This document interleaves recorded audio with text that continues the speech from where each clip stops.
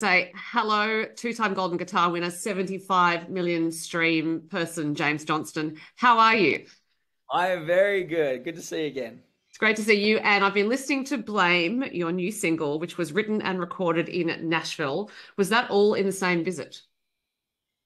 It was. So what you actually hear, which is very unusual for me, is that the demo pretty much became the recording. We end up like finessing it a little bit, but what you hear was pretty much what was made on the day that we wrote it.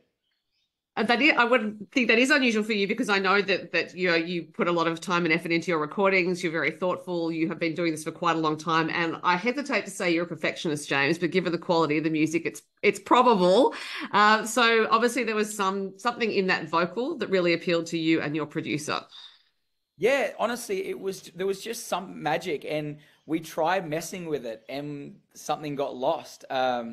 It was just one of those songs. This song has lived for a couple of years since we wrote it, and every time I just played it, people just seemed to like it and enjoy it, and I don't know what it was, and it was one of those things. I don't want to mess with it too much, so that's why the demo kind of stayed. Now, the most important person who needs to like this song is your wife, Talia, because it is about her, I believe. So does she in fact like it? She does, yeah. She's danced around the kitchen to this many times. And maybe one day, you can play it for your sons. This is the story of how it all started. Well, it's a little bit, let's be honest, a little bit more risky for me in terms of topic wise. A lot of my music has been more, it's very G rated. I feel like this is maybe it's not MA, but it's maybe M. So I might have to explain to my boys, what. The silhouettes on the wall or something like that. That might let them figure that out when they're 16 or 18. And look, the thing is, if they don't understand it, it does this over their Exactly. heads, so that's all okay. I can understand though why you did want to keep that vocal. There's a good amount of grunt to it, which sounds like an odd word, but there's some rhythmic difference to your previous works, I think. And in the vocal, there's a bit of a like a push and pull that I don't think I've heard before. I imagine this one has been going over quite well at shows. I know you played Gimpy Muster recently. Mhm. Yeah. We always felt like this is, I've been opening my show with Rays Like That since I wrote the song. And I always thought it hasn't made it yet, but I always thought maybe this could be the new show opener because, I always thought you add this song with all the big bass and everything like that, and you put a few flamethrowers in the mix, and this could be a good new show opener. But we'll wait and see. Yeah, well, look, risky to remove Rays like that, but you're shortly going to have so many songs. We already have a lot of songs in your catalog, so there are choices there.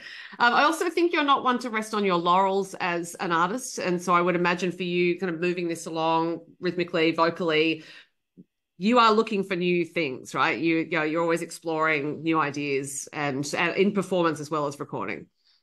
Absolutely. Like I'm always thinking about, trying new things. And, if you just have to look at my album to see I think there's like 7 producers or something on my album. So it's, I just like the idea of finding music that just makes me feel good, and at the core of it, if I can write something that I like, maybe other people are going to like it as well. And there's always a degree of risk, not everything that I've ever recorded has landed, especially different styles and all the rest of it. But at the same time, I think that's the enjoyment that I get out of this process. And it might be somebody's favorite song. Other people might hate it. I don't know, but we'll see.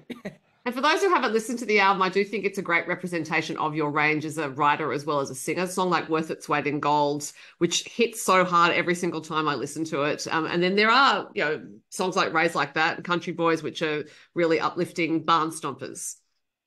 Yeah, I like the idea of just having a mix. At the end of the day, they're all songs that have been inspired through my story. There's a part of me that's in every single one of these songs, and every song on that record I wrote or co-wrote those songs. So I think there's different parts to my story.